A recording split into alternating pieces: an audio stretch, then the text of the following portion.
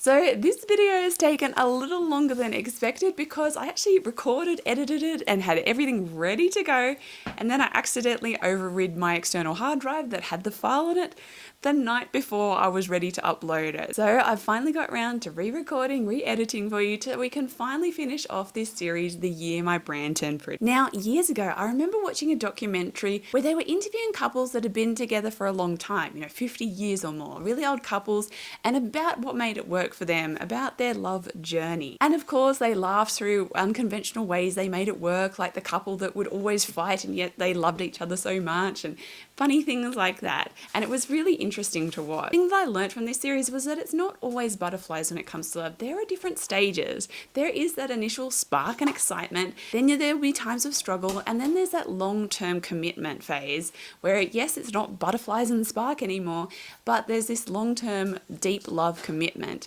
And it's the same with branding. Too often I see people chasing the spark again. They start trying to look for a new brand style. They start scrolling on Pinterest, trying to look for an aesthetic that appeals to them now. And they just keep chasing that spark. They want to fall in love with their branding, everything be exciting, new and fresh, rather than taking the time to get to that commitment stage where they have that long-term love for their branding and they really commit to a style. Because when they do that, they really hit on something very important.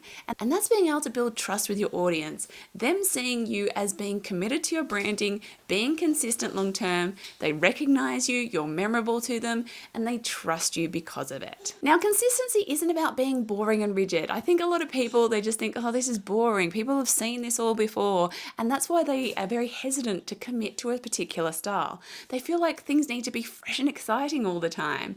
The thing is, other people aren't seeing your brand as often as you are. It might start to seem very repetitive to you, but to them it's memorable and recognizable. When they see your stuff, they're like, yes, I remember that brand. They recognize it.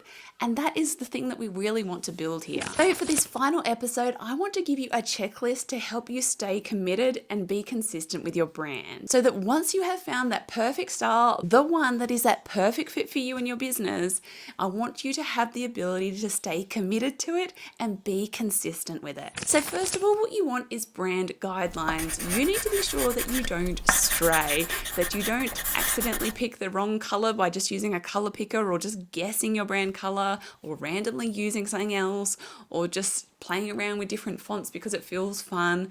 I don't want those straying eyes here. I want you to stay committed. I need you to get organized by putting together your brand kit. So what you can do for this is, if you're using Canva, you can create your brand kit, and they've also introduced brand guidelines now, so you can put together a full brand guidelines for you to reference. And this is going to be so helpful for you because it's very easy to access them. You can easily see it anytime and it will keep you consistent. The next thing I want you to do is always reference it. So every time you go to create new things, I want you looking at that brand kit. I don't want you cheating here. I want you either opening your brand kit and grabbing the particular elements or going back through your guidelines. And that might seem a lot of work. You might be thinking, I'm not opening that every single time I create a graphic. And that's where the next one comes in. And that is starting to create some templates for yourself. So what I want you to do is to spend time bulk creating some designs that you can reuse again and again. You can make little changes to them each time with new content, but they're going to serve as a base that you can then utilize for those new designs. Then you want to make sure that everything is consistent across all platforms. So this means doing a bit of a sweep, going through all the platforms you use for your business, your website, all the different social media platforms you use, your emails. Think of every kind of touch point you have, even things like invoices, and make sure that everything is consistent. Are you using the same colors, the same fonts, the same brand elements, the same profile picture? All those things, make sure it's consistent. And the final thing on your checklist is to make sure that you question anything new you bring in. Because even when you've got a really great brand put together, you're always going to be bringing in new things. This could be things like music. Say you're going to make a reel and you're choosing a song that you're going to do. Or you want to add some images to a picture. You've got to, find a particular image. Anything like that that is not part of your core branding that you're bringing in, you need to make sure that it aligns. Make sure the music you choose aligns with your brand's voice and the way you want your brand to sound. Always question when you bring in anything new, does it align with my current branding? When you show up again and again consistently, your brand is going to become memorable and recognizable, and people are going to fall in love with your brand.